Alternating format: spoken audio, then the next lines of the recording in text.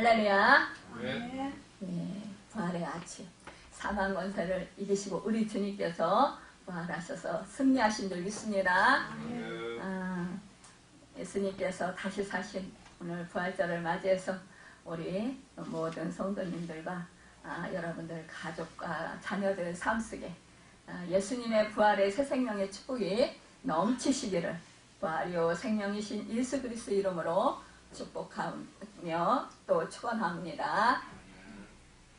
예, 오늘 말씀의 제목은 부활의 신앙이라는 제목으로 함께 말씀을 나누면서 우리가 부활하신 주님을 깊이 더욱더 만나는 그래서 부활의 기쁨이 충만하고 또 우리가 더욱더 심령이 새로워지고 더욱더 예수 그리스도의 그 생명력이 풍성해지고 넘칠 수 있는 그 축복의 은혜가 있기를 예수님의 이름으로 축원합니다.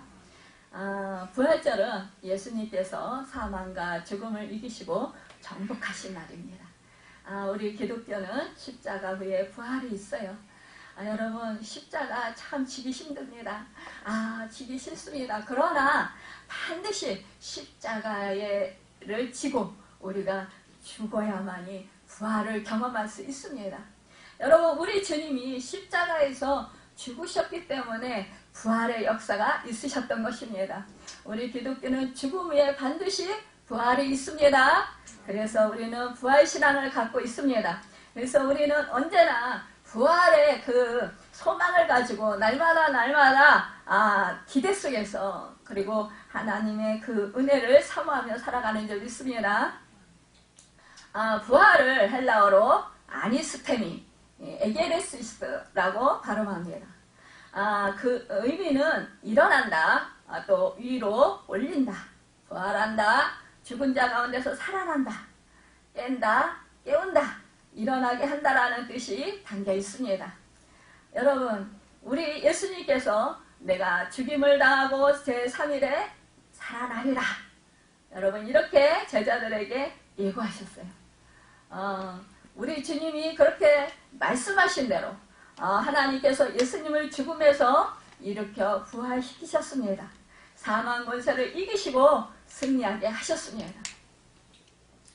예수님께서 우리의 죄를 대신해서 십자가에 달려 돌아가셨다가 부활하시고 우리에게 부활의 축복을 주심을 믿습니다. 부활이란 죽음에서 다시 살리는 것이라는 것을 우리는 너무나 잘 알고 있습니다. 여러분 하나님과 아들이신 예수님과 성령님만이 우리 성도들을 죽음에서 부활시키십니다. 여러분 우리 기독교의 그 구원은 전인구원이고 전인부활인 줄 믿습니다. 전인구원과 전인부활이란 영과 혼과 육체의 구원과 부활이라는 거예요.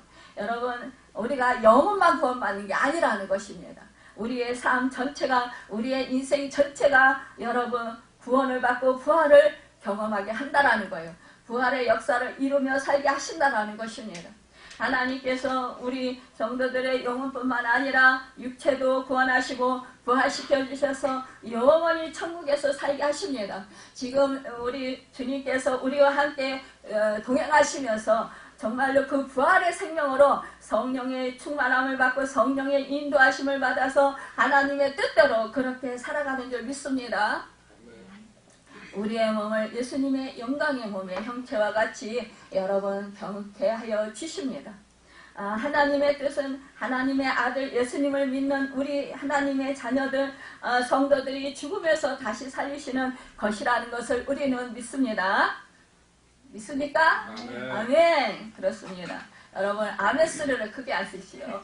여러분 부활의 아침입니다. 여러분 부활절 날 오늘 여러분과 저에게 분명히 부활의 역사가 있을 줄 믿습니다. 아멘. 여러분 부활 생각만 해도 기쁘지 않습니까? 오늘 아침에 기도하는데 성령님께서 부활의 감격을 주시더라고요. 얼마나 기쁘고 얼마나 감격스럽고 얼마나 감사한지요. 정말 너무너무 감격스러웠습니다. 하나님의 은혜가 너무너무 크고 놀라워서 너무나 감격스러웠습니다. 여러분 제가 오늘 아침에 이곳에 와서 기도할 때에 너무너무 심령이 떨렸어요. 지금 조금 전까지도 다리가 후들후들 떨리고 온몸이 후들후들 떨렸어요. 그래서 서 있기가 참 힘들다라는 그런 그 느낌이 왔어요. 그런데 성령님, 저는 이미 주님과 함께 십자가에서 죽고 주님과 함께 이제 부활했습니다. 이제 제가 사는 것은 이제 주 예수 그리스도의 부활의 생명으로 삽니다. 나의 주님 되신 주님 되신 그 주님 되신 그 예수 그리스도, 그 주님께서 역사해 주십시오. 주님께서 주님 뜻대로, 하나님의 뜻대로 사용해 주십시오. 저는 종에 불과하고 저는 도구에 불과합니다. 제가 원고를 작성해 왔지만 그러나 주님 뜻대로, 하나님의 뜻대로 성령님께서 친히 주관하여 주셔서 말씀을 선포하게 하여 주시옵소서. 이렇게 기도드렸습니다. 여러분, 성령이 충만해 되어 강하고 담대한 것도 있지만 그러나 온몸이 떨릴 때도 있어요. 지탱할 수 없을 정도로 힘이 쫙 빠질 때도 있습니다.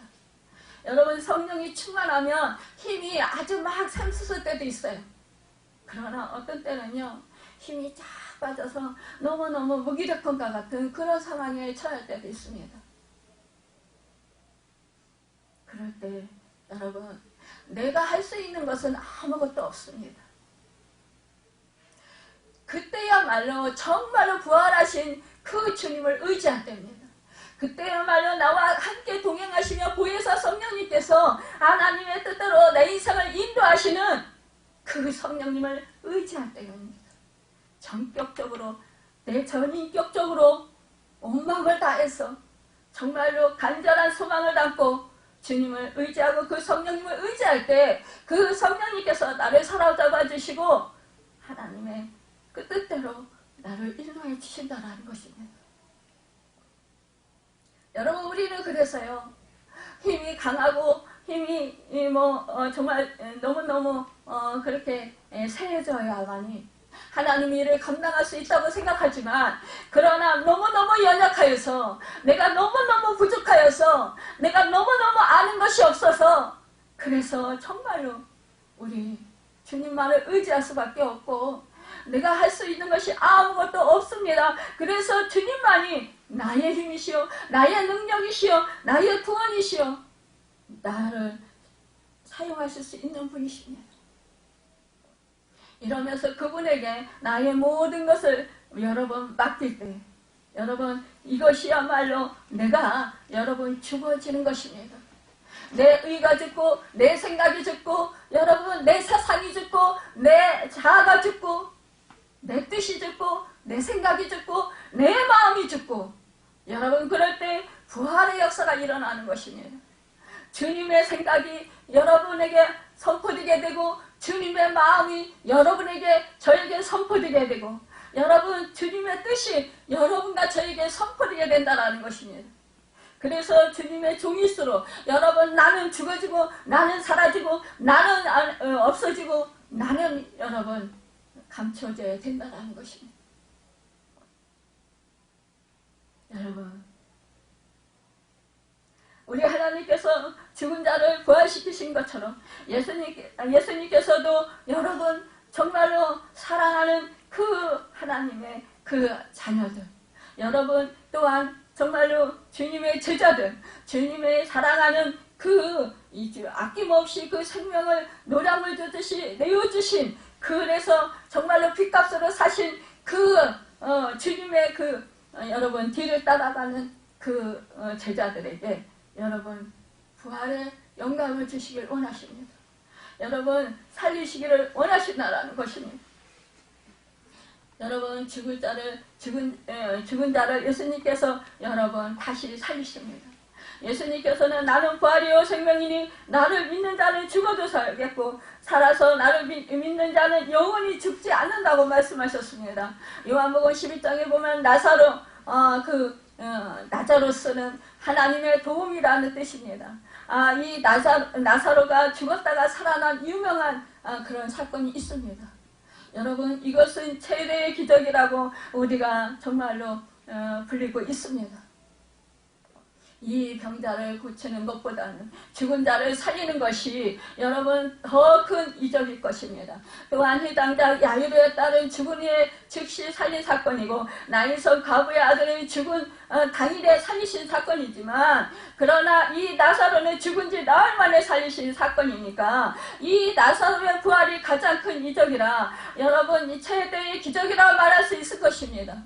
그러나 사실 그 기적, 여러분 그 기적 속에 흐르고 있는 사상은 기적의 뜻을 여러분 가지고 있다라는 것입니다. 여러분, 예수님께서 요단강 저편 하루길 되는 먼 곳에 계셨을 때 나사로가 병들었는데 즉시 사자가 예수님께로 가서 나사로가 병들었습니다.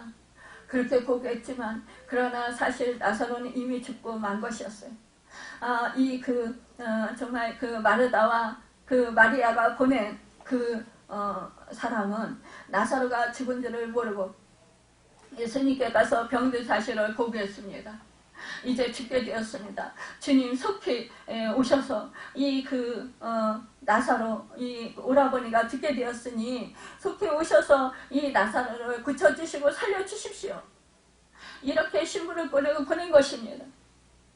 그런데요, 정말 사랑하는 사람, 이 나사로가 정말로 이제 병들어서 죽게 되었다는데도 우리 주님이 그 말씀을 들으시고 하시는 말씀이, 그대로 빨리 가자. 빨리 가서 내가 나사로를 고쳐주고 내가 죽으면서 죽지 않도록 내가 해야지. 이렇게 말씀해 주시면 여러분 우리는 얼마나 죽겠습니까? 그런데 그리하시지 아니하셨다는 거예요. 우리가 잘 알고 있다시피 우리 주님은 뭐라고 말씀하십니까? 우리 주님은요, 이 병은 죽을 병이 아니다. 하나님의 영광을 위한 병이다. 이렇게 말씀하셨어요. 또 말씀하시기를 내가 거기 있지 아니한 것을 기뻐하노니 이는 너희로 하여금 믿게 하려 함이리라. 이렇게 말씀하셨습니다. 여러분, 이렇게 말씀하실 때 뭐예요? 무엇인가 깊은 뜻이 계시다는 것이에요. 너희로 믿게 하려 함이로다. 이런 것을 이적을 행하시기 전에 예수님께서 하신 말씀이라는 거예요. 여러분, 지금도 우리 주님께서는 말씀하십니다. 내가 너희로 하여금 믿게 하려 함이라.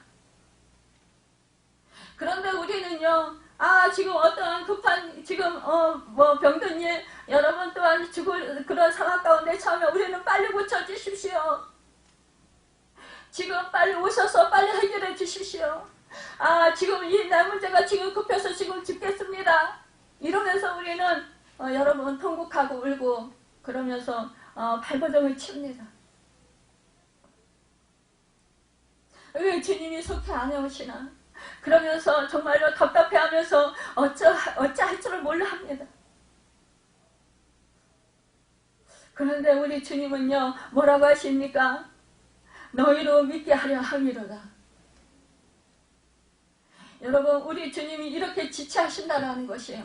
우리는 급합니다. 우리는 빨리빨리 속히 해주셨으면 좋겠습니다.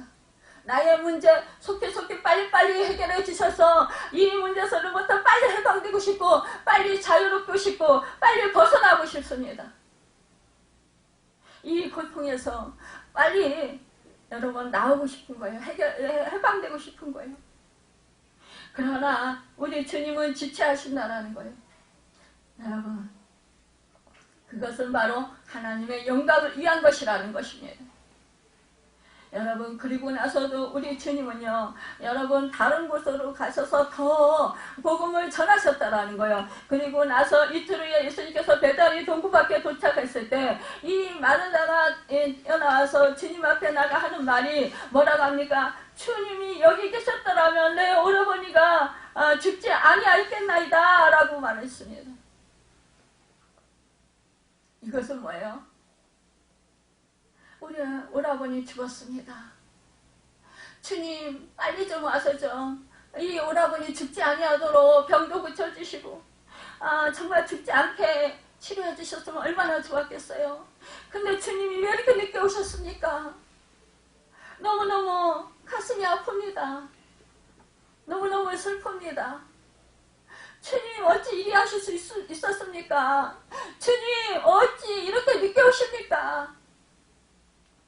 여러분, 우리의 마음은 어떨까요? 우리 마음이 이런 마음 아닐까요? 마르다야 같은 마음 아닐까요? 주님, 나는 지금 이 문제로 인해서 죽게 생겼습니다. 지금 나는 이제 소망을 잃었습니다. 나는 지금 아무것도 할 수 없는 상황이 되었습니다.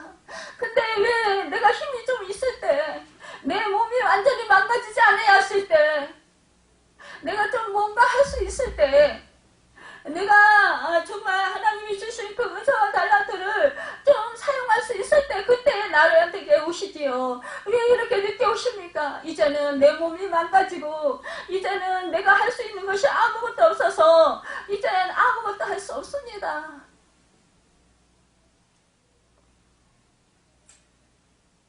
여러분, 절망입니다.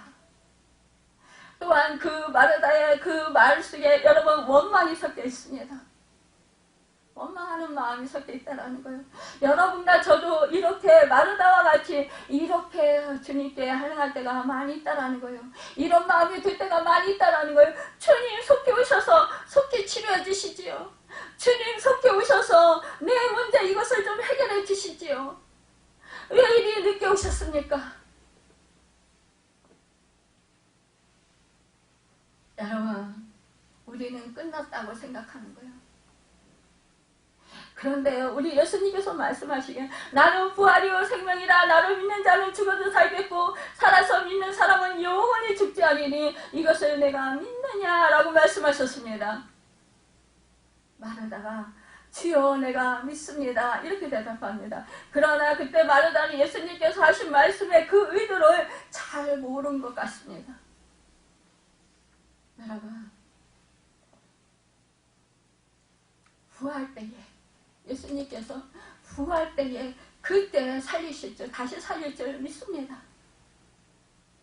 여러분, 지금 당장 살리는 것이 아니라 이제 오라버니 이미 죽었습니다. 그래서 주님이 부활 때에 다시 주님께서 살리실 줄 믿습니다. 우리도 신앙생활하면서 이런 믿음을 갖지 않습니까? 여러분,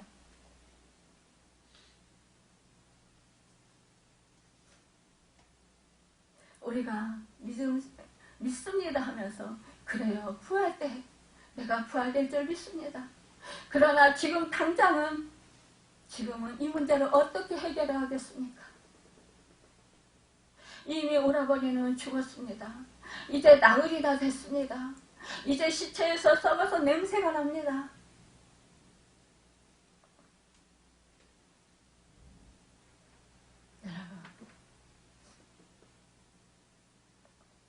이제 장사 지내서 이제는 정말 다시 살아날 수가 없습니다.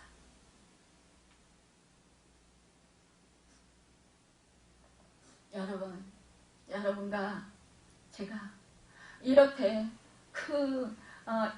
신앙생활 하면서 이러한 이 마르다와 같은 그러한 신앙생활 할 때가 얼마나 많이 있는지 모른다는 것입니다. 그런데 우리 주님은 이렇게 예수님께서 무덤 동굴 앞에서 기도하시기를 뭐라고 하십니까?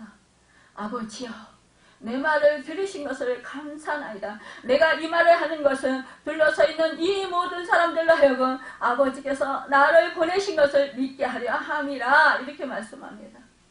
여러분, 나사로가 병든 소식을 처음 들었을 때 내가 거기에 있지 아니한 것을 기뻐하노니 이는 너희로 믿게 하려 함이라고 하셨고, 마리아 딸에게 말씀하시기를 나는 부활이요 생명이라 나를 믿는 자는 죽어도 살겠고 살아서 믿는 자는 영원히 죽지 않으니 내가 이 사실을 믿느냐라고 하셨고, 나사로의 무덤 앞에서 기도하실 때는 이 말을 하는 것은 둘러쓴 사람들 하여금 아버지가 나를 보내신 것을 믿게 하려 함이라 라고 말씀하셨어요. 그 다음에 나사로를 불러내실 때에 여러분, 그렇게 많은 유대인들이 예수를 믿더라 이렇게 말씀했습니다. 여러분 예수님의 의도가 뭐라고요? 적중했다라는 것이에요. 나사로가 배로 칭칭 감겨있는 그 몸을 여러분 살아서 나왔다라는 거예요. 걸어 나왔다라는 것입니다. 그 사실을 보고 여러분 사람들이 믿었다라는 거예요. 여러분 보지 않고 믿는 자가 복되다고 하는데 이 사람들은 보고 믿었다라는 것입니다. 여러분과 저도요. 여러분 보지 않고 오늘 도마에게 말씀하십니다. 보지 않고 믿는 자가 복있도다. 너는 보고 나를 보고 믿느냐? 그러나 보지 않고 믿는 자들이 여러분 복이 있는 자들이다. 이렇게 말씀합니다.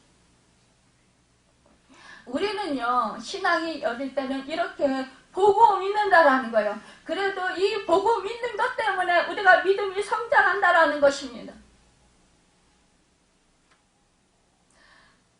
요한복음 20장 30절 31절 여기에 모든 기적을 기록하면 예수께서 그리스도시와 하나님의 아들이신 것을 너희로 믿게 하려 함이요 또 믿어서 영생을 얻게 하려 함이라 라고 말씀했어요. 여러분 믿음을 주는 것이 여러분 예수 그리스도의 목적이었다라는 것입니다. 하나님의 목적이었다라는 것입니다. 여러분 나사로가 깨어났을 때 많은 사람들이 믿었다라는 것이에요. 여러분 부활하신 주님을 보고 도마가 나의 주시며 나의 하나님이시라고 고백했던 것처럼 내가 이제야 알겠습니다. 진정 믿겠습니다. 라고 진정한 마음으로 한 믿음의 고백이라는 거예요. 우리의 신앙이라는 것은 사실 어찌하면 참으로 유치한 믿음에서 높은 차원의 믿음으로 옮겨져 갑니다.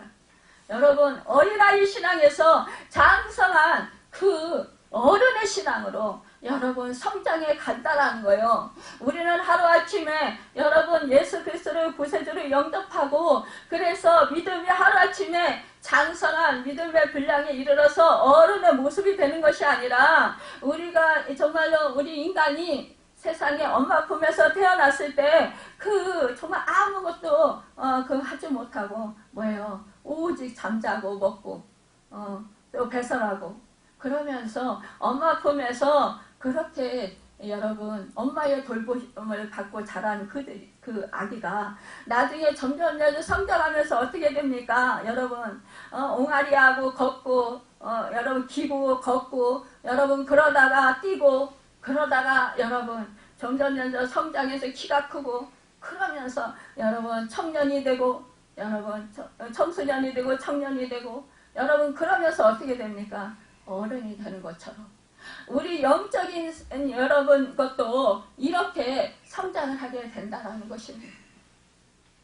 로마서 2장 17절에 복음에는 하나님의 의가 나타나서 믿음으로 믿음에 이르게 하나니라고 했습니다. 처음 믿음에서 마지막 믿음으로 여러분 약한 믿음에서 강한 믿음으로 옮겨져 간다는 거예요. 여러분 정말로 미약한 믿음에서 여러분 점점 장성한 믿음으로 여러분 점점 커간다는 거예요. 여러분 처음부터 여러분 예수 그리스도를 구세주로 믿었지만 그러나 그 믿음이 학교화진 것은 예수님의 부활을 보고서야 비로소 확실해진 것을 우리가 알 수 있다는 것입니다. 우리의 믿음이 언제 든든할 수 있겠어요? 여러분 우리의 믿음이 거룩한 부활의 세계에 도달해 갈 때 우리가 부활을 믿게 될 때 우리의 믿음은 완벽한 상태에 들어간다고 말할 수 있을 것입니다. 여러분 인생의 문제를 근본적으로 해결한 그 부활 사건을 보면은요. 여러분 누가복음 7장 12절에 보면 나일선 과부의 아들을 살리신 사건이 있습니다. 이것은 예수님께서 행하신 두 번째 죽은 자를 살리신 유명한 사건이에요. 유대인들은 사람이 죽으면 당일에 장사 지내는 장려법이 있어요. 그래서 이 과부의 아들이 죽었을 때 그날로 상여를 메고 저 산지에 묻으러 갑니다. 여러분 가다가 성문 가까이에서 주님을 만났어요. 예수님께서 그 상여를 잡으실 때 여러분 그 맨 자가 멈춰 섰다고 그랬습니다. 예수님께서 그 청년을 불렀어요. 그러자 죽은 자가 깨어 일어나 앉았습니다. 아들을 그 어머니에게 돌려주었습니다. 여러분, 이 광경을 우리가 생각해 봅시다. 여러분, 묵상해 봅시다. 이 성 안에서 만난 두 행렬이 있습니다. 성 안에서 나오는 장래의 행렬이 있습니다.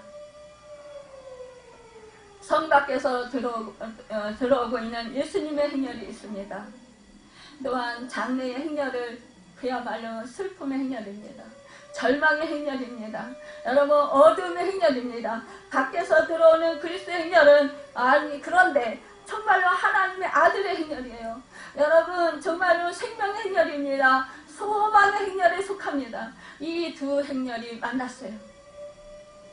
여러분, 그런데요, 이 그 생명의 행렬, 이 소망의 행렬, 정말 이 주님이요, 여러분, 이 정말로 죽음의 행렬을 만났을 때 이 그 죽은 자가 살아나는 역사가 있게 되었다는 거예요. 예수님께서 그 아들을 어머니에게 돌려주었습니다. 아들이 죽었을 때 그 어머니가 어떻겠을까요? 여러분, 죽은 아들을 다시 돌려받았을 때 그 어머니의 마음의 그 상태는 어땠을까요? 죽었을 때는 정말 세상을 다 잃은 것 같았을 것이고 완전히 절망 그 자체일 것입니다. 이제 정말로 살 수망이 끊어졌을 것입니다. 그래, 나도 이 아들과 함께 정말 죽자, 이런 생각을 했을지도 모릅니다. 이제 이 아들이 죽었기 때문에 더 이상 이제 소망을 가질 수가 없었습니다. 그런데요, 이런 상황에서 우리 주님을 만났을 때, 주님이 그 아들을 다시 주었을 때요, 정말로 그는 다시 정말로 세상을 모두 얻은 것보다도 더 큰 기쁨을 누렸을 것입니다. 감격을 누렸을 것입니다. 정말로 뛸 듯이 기뻤을 것입니다. 정말 놀라운 정말로 그 은혜에 감격해서 정말 자기 목숨이라도 그 예수님께 주고 싶은 드리고 싶은 그런 마음이 들었을 것입니다. 여러분, 만약에요, 이 과부가요, 혼자 삽니다. 아들을 하나 소망을 두고 삽니다. 그런데 이 아들에게 정말 이 아들이 죽었을 때 이제 살 수만이 없는데 어떤 사람들이 위로한다고 찾아와서 만약에 많은 그렇게 돈을 주면서 이 돈으로 정말 살아가십시오, 힘을 내서 이런다고 완전히 그 아들을 잃은 슬픔이 가실까요? 조금은 위로가 될 수도 있을 것입니다. 그러나 완전한 위로는 되지 않을 것입니다. 완전한 그 마음의 그 상처가 해결되지는 않을 것입니다. 그 아픔이 해결되지는 않을 것입니다. 또 어떤 사람이 정말 이분을 사랑해서 자기 자식을 양자로 주면서 그 아들, 당신의 아들을 잃어버렸으니까 내가 정말 내 아들을 하나 줄 테니까 이 아들을 아들 삼아서 사십시오, 이렇게 한다고 칩시다. 그렇다고 정말 그 아들을 잃어버린 이 어머니의 슬픔이 얼마나 가실까요? 여러분, 우리가 그 자식이 죽으면 뭐예요? 가슴에 묻는다고 합니다. 부모는 죽으면 산에 묻고, 여러분, 자식은 죽으면 가슴에 묻는다고 합니다. 여러분, 평생 그 아픔과 그 고통은, 여러분, 그 자식을 잃은 그 고통은, 여러분, 그 인생에 있어서 계속 따라다니며 그 고통을 안고 살아가게 될 것입니다. 그 절절한 아픔을 안고 상처 속에서 살게 될 것입니다. 그러나 우리 주님을 만났을 때, 우리 주님이 그 아들을 다시 살려줬을 때, 여러분, 이 과부는 완전한 치유와 회복의 역사가 일어나게 됐다는 거예요. 여러분, 완전한 문제의 해결을 받게 되었다는 사실입니다. 여러분, 이것이 우리의 삶 속에 부활이라는 것입니다. 여러분, 예수님께서 십자가의 고난을 당하시고 부활하셔서 제자들이 모여있는 곳을 친히 찾아오셔서 자신이 부활했다라는 것을 증거하셨습니다. 보여주셨습니다. 그러나 그 자리에 참으로 안타깝게도 도마가 없었습니다.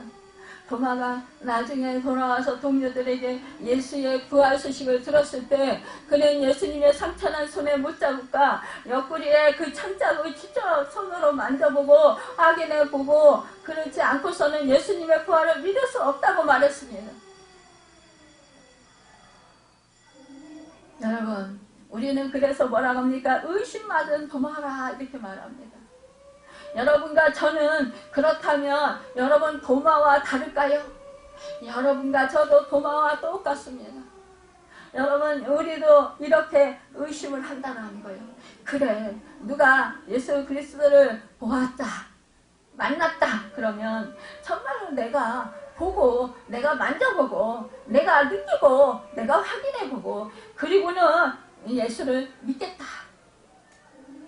정말 살아계신 것을 믿겠다. 이렇게 말씀하시는 분들이 너무너무 많다는 거예요. 제가 사역을 하다 보면은요, 대부분 믿음이 없는 분들이 그런 말씀을 많이 하셔요. 정말 안타까운 분들이 너무너무 많이 있습니다. 나도 목사님처럼 정말 그 주님께서 꿈으로 보여주셨으면, 나타나셨으면 너무 좋겠어요. 정말 말씀을, 음성을 주님께로부터 직접 들었으면 너무너무 좋겠어요.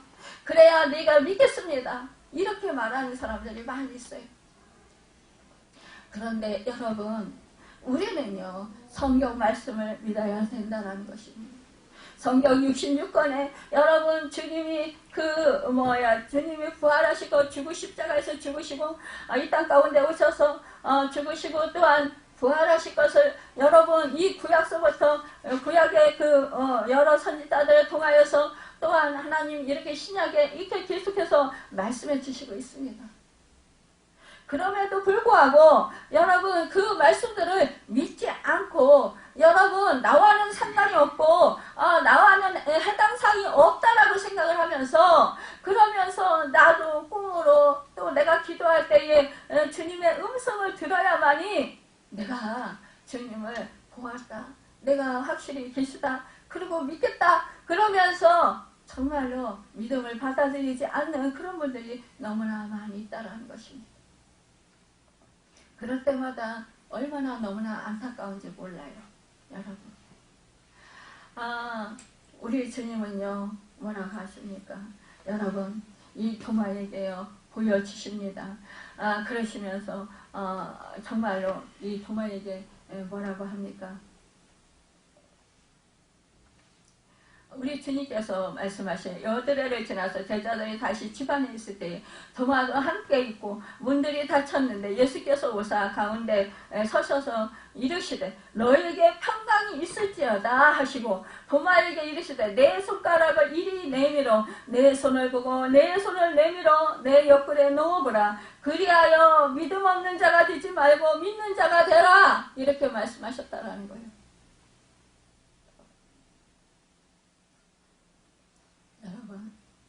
이 사람들이 복이 있다라는 거예요. 보지 않고 믿는 자가 복이 있다라는 것입니다. 왜요?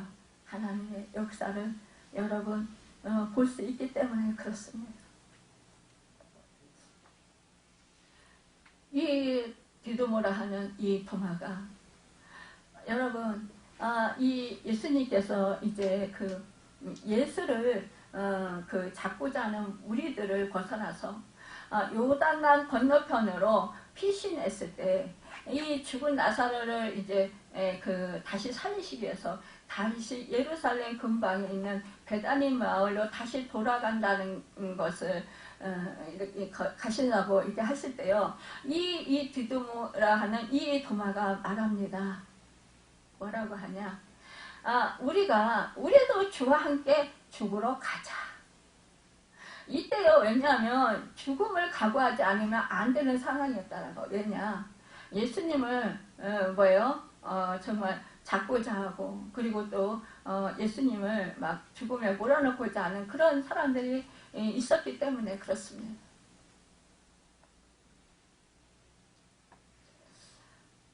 또 또한 이 도마가 이렇게 말합니다. 주여 주께서 어디로 가시든지 우리가 알지 못하거늘 그 길을 어찌하여 싸움날까. 이 도마의 이 얘기는 뭐냐. 예수님께서 제자들 위해 아버지의 집으로 거처를 예배하러 갔다가 다시 와서 그들을 영접하려고 한다고 말씀하시면서 내가 가는 그 길을 너희가 알 것이다 라고 예수님이 말씀하신 데 대해서 이 도마가 말한 거예요. 그러니까 예수님께서 뭐라고 하십니까? 이르시되 내가 길이요 진리요 생명이니 나로 말미암지 않고는 아버지께로 올 자가 없느니라. 여러분, 이 도마, 이 제자가요, 이렇게 믿음이 이제 점점 성장하는 것을 볼 수 있습니다. 그 21장 2절을 보면은요, 이렇게 됐어요. 시몬 베드로와 디두모라 하는 도마와 갈릴리 가나 사람 나다나엘과 세베대의 아들과 또 다른 제자 둘이 함께 있다가 부활하신 주님이 다시 디베라 호수에 나타났을 때 일곱 제자가 이제 거기에 있었습니다. 여기서 주목할 것은요, 이 도마가 시몬 베드로에 이어서 두 번째 순위에 나오고 있다라는 사실이에요. 여러분, 12제자 명단의 도마는 6자나 아니면은 사도행전에 보면 그렇게 나오거나 아니면은 마태복음에 보면 7제나 또 마가복음에 보면 8제에 이렇게 위치했다는 거예요. 그런데 여러분, 여기 이 말씀에서 보면 이제 주님의 칠측근인 세베대의 두 아들보다도 여러분 그 이름이, 도마의 이름이 앞에 나옵니다. 이 사실은요, 여러분 우리가 예서로 볼 수 없다라는 거예요. 여러분, 이 성서적 사고방식에서는 사람의 수리를 정할 때 아무렇게나 정하는 것이 아니라 중요한 사람이나 연장자를 앞에 놓는다라는 거예요. 그래서 이 베드로는 항상 맨 수위에 그 자리에 위치시켰어요. 이 도마는 의심하는 제자가 아니라 이제 도마는 의심하는 제자들의 대표라는 거죠. 여러분, 그리고 예수를 보지 않고 믿어야 할 후대의 신앙인들의 대표라는 거예요. 그래서 부활하신 주님을 의심하지 말고 도마처럼 나의 주님, 나의 하나님을 고백하는 자들이 되라는 여러분 메시지를 주고 있습니다. 이 도마가 뭐라고 합니까? 이 주님을 정말로 주님을, 부활하신 주님을 만나고 나서 이 손을, 못자국 나 손을 여러분 만져보고 옆구리에 손을 넣어보고, 그리고 주는 그리스도의 하나님의 아들이십니다. 여러분, 나의 주님이시오 나의 하나님이십니다. 이렇게 고백하는 게 아니라는 거예요. 부활하신 주님을 만나자마자 결국은 그 말씀을 하시는데 그 자리에서 이렇게 여러분, 주는 나의 주님이시오 나의 하나님이십니다. 이렇게 곧바로 고백했다라는 거예요. 여러분, 저와 여러분이 의심으로 시작했다가 결국 어떻게 됩니까? 여러분, 나의 하나님, 나의 주님이라고 여러분 우리가 고백하는 신앙으로 그렇게 성장하게 된다라는 것입니다. 여러분, 우리는요 정말 믿음 생활하면서 이렇게 믿음 없는 그러한 정말로 연약한 자들이라는 거예요. 예수를 믿는 모든 사람들이 여러분, 내가 보고 믿겠다, 내가 만져보고 믿겠다, 내가 정말로 이렇게 만나보고야 믿겠다, 내가 주님의 음성을 듣고야 믿겠다, 내가 어떠한 하나님께 기도했는데 내가 원하는 대로 기도 응답이 이루어진 것을 내가 보고선 내가 그것을 경험하고 나서야 믿겠다, 이렇게 말씀하시는 분들이 많대. 그렇게 생각하는 분들이 대부분의 우리 믿음의 사람들이라는 거예요. 그런데요, 우리 주님은 그 상태에서 우리를 그냥 내버려 두지 않는다라는 것입니다. 우리로 하여금 점점 여러분 믿음이 성장해서 이제는 정말로 보지 않고 믿는 자들이 된다라는 것입니다. 그렇게끔 우리 주님께서 여러분 성령을 통해서 우리로 하여금 여러분 믿음이 성장하도록 인도하신다라는 거예요. 여러분, 그 가정 속에서 여러분 우리가 우리도 주와 함께 죽으러 가야 된다라는 거예요. 여러분, 전설에 따르면 도마는 인도에 건너가서 선교하다가 인도에서 숨겼다고 하여. 그가 인도에 건너갈 때도 입국이 어려워서 목수들이 인도에서 환영을 받는다는 말을 듣고 여러분 목수 일을 배워가지고 인도에 가서 집진일을 했다고 합니다. 그래서 왕궁을 짓고 집을 지으면서 복음을 선포하고 인도에서 순교했어요.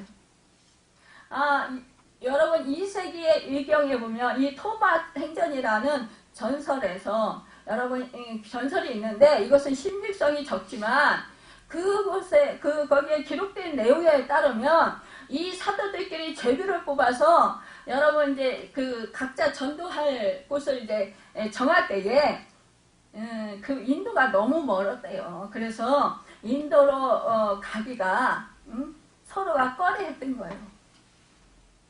그런데요, 이때 이제 이 도마가 자기가 그래. 내가 주님의 은혜에 감사해서 내가 아무도 가기 싫어하는 그 인도로 가겠다. 이렇게 결정을 했다는 거예요. 그래서 거기서 정말로 가려고 보니까 그냥은 갈 수가 없는 거예요. 그래서 목수 일을 배워서 갔던 것이에요. 여러분 우리 선교사님들이 갈 때요. 그 먼 곳에 갈 때 그곳의 환경과 그곳의 모든 그 삶의 방식들을 알아보고 그리고 나서 우리가 가잖아요. 그리고 또한 내가 어떠한 기술을 배운다든지 나에게 하나님께서 주신 그런 달란트들을 여러분 정말 더욱더 개발해가지고 그래가지고 그 사람들에게 복음을 전하기 유익하도록 여러분 복음을 더 잘 전해줄 수 있도록 그렇게 여러분 그것을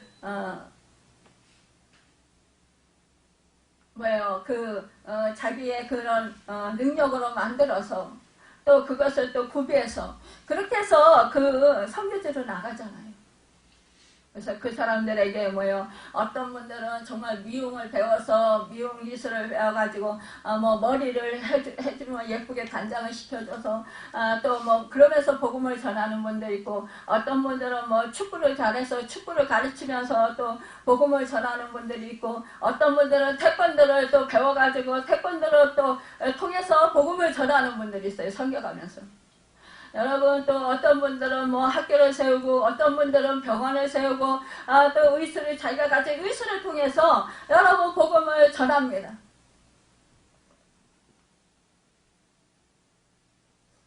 여러분 내가 받은 은혜, 구원의 감격, 내가 받은 하나님의 새 생명 얻은 은혜를 여러분 깊이 정말로 묵상하고 아는 자일수록 여러분 은혜에 감사해서 내가 빚진 자 심정이 되어서 은혜를 갚고자 한다는 것입니다.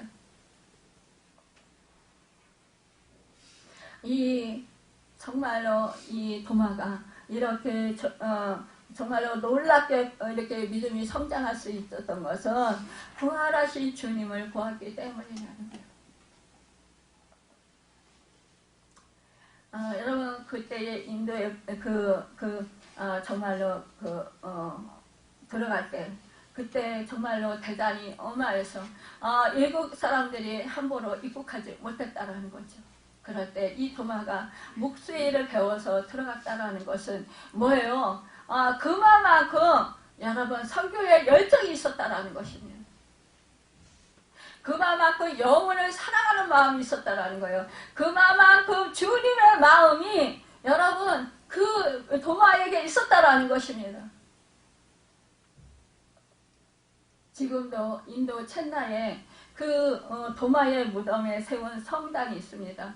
이 유럽풍의 도마 교회가 있는데 여러분 16세기 초에 포르투갈인들이 건축한 것을 후에 재건축했습니다. 이것이 바로 디두모라는 도마가 세운 교회라는 거예요. 이 성 도마의 교회가 인도에 깊게 이제 뿌리 내리고 여러분 그곳에서 생명의 복음을 전하는 정말로 여러분 구원의 방주 역할을 감당하는 곳이 되었다라는 것입니다.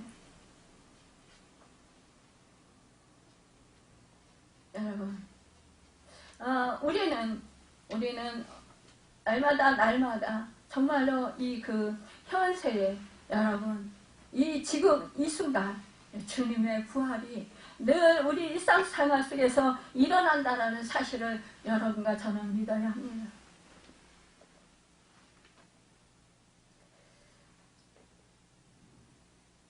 누가복음 24장에 보면 두 제자가 엠마오 동네로 가다가 부활하신 예수님을 만나 예루살렘으로 돌아오는 그런 장면이 나옵니다. 예루살렘을 등지고 엠마오 마을을 향하여 힘없이 걸어가는 이 두 제자에게 부활하신 주님이 곁에 다가오셨습니다. 그러나 그들은요 주님을 알아보지 못했습니다. 그들이 하는 말이 우리는 예수가 우리의 소망이 될 줄 믿었는데 그가 십자가에 못 박혀 죽어버렸습니다. 이런 말을 하면서 여러분 슬퍼하며 길을 갔습니다. 예수님께서 정말로 이 광경을 볼 때 얼마나 마음이 아프셨을까요? 여러분 슬퍼하면서 예수님이 십자가에서 죽으셨다 그러면서 절망하면서 그렇게 정말로 힘없이 그들이 고향으로 낙향하는 그 모습을 볼 때 우리 주님이 함께 동행하면서 얼마나 마음이 아프셨을까요? 그런데 우리 주님께서 성경을 풀어서 그들에게 그리스도의 부활을 설명해 주셨습니다. 그때 이들의 마음이 자기도 모르는 사이에 점점 뜨거웠다고 했습니다. 여러분 그 다음에 집에 들어가 식사를 하는데 예수님이 떡을 떼실 때 갑자기 그들이 눈이 밝아지고 예수님을 알아보았습니다. 그런데 그 순간 예수님은 사라지셨어요. 여러분 그들이 하는 말이 길에서 우리에게 말씀해 주실 때 우리 마음이 뜨겁지 아니하더냐 이렇게 하고는 예루살렘으로 돌아가서 우리가 예수를 만나보았다라고 다른 제자들에게 여러분 전했다라는 것입니다.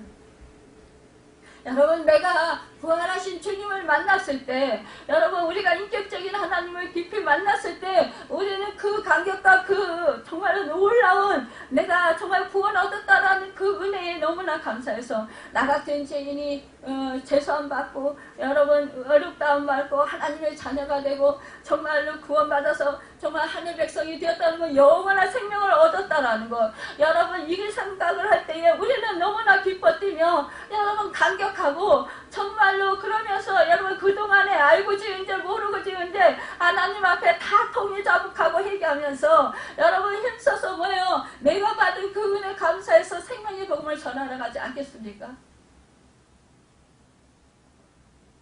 주님의 말씀에 순종하면서 따라가지 않으렵니까? 예루살렘을 등지고 엠마로 가는 그 길이 어떤 길이었겠어요? 그야말로 실망의 길입니다. 슬픈 길입니다. 어두운 길입니다. 절망의 길입니다. 여러분 내려가는 길입니다. 엠마오를 떠나 예루살렘으로 달려가는 그 길은 무엇인가요? 여러분 상승의 길입니다. 회복의 길입니다. 소망의 길입니다. 즐거움의 길입니다. 기쁨의 길입니다. 여러분 감사와 감격이 넘치는 길입니다. 여러분 환희가 넘치는 길입니다. 소망이 넘치는 길입니다. 우리가 참으로 인생을 살 때 엠마로 가는 두 제자처럼 마음에 실망하고 어두운 길로 갈 때가 참으로 많다고 우리는 생각해 볼 수 있습니다. 여러분 너무나 안타까운 일이에요.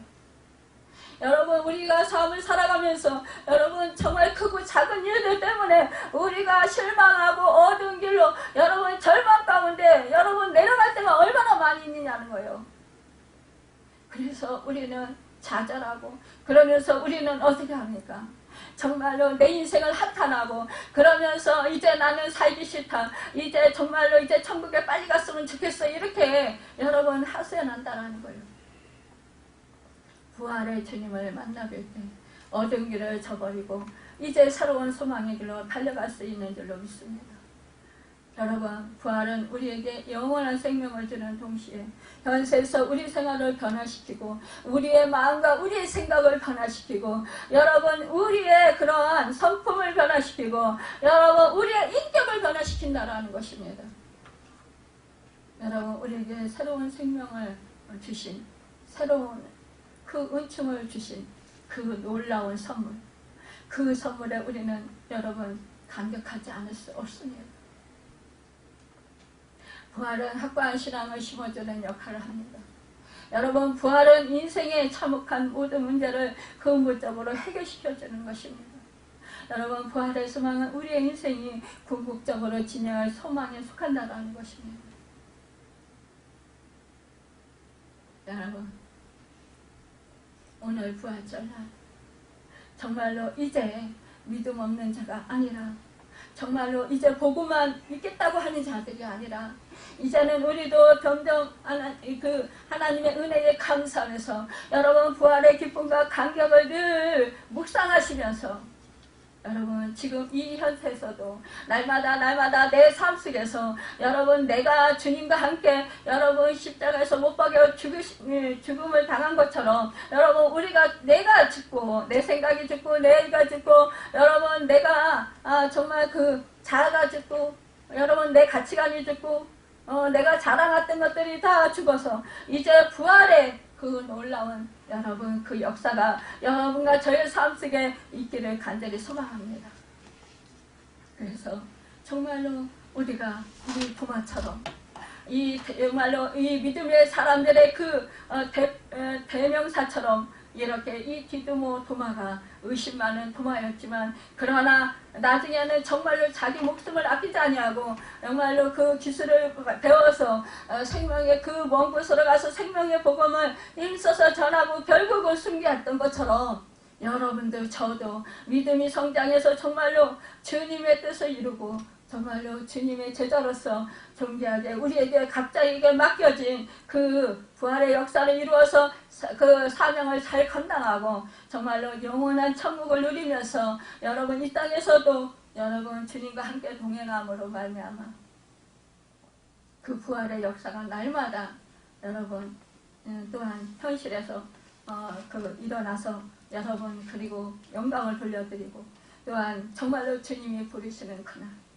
여러분 주님 품에 정말로 편히 안겨서 여러분 정말로 빛난 여러분 생명의 면류관 빛날 여러분 상급의 면류관 믿음의 면류관 여러분 받아쓰고 여러분 정말로 영생 복락을 누리시는 여러분과 제가 되시고 예수님의 이름으로 축원합니다. 기도하겠습니다. 할렐루야.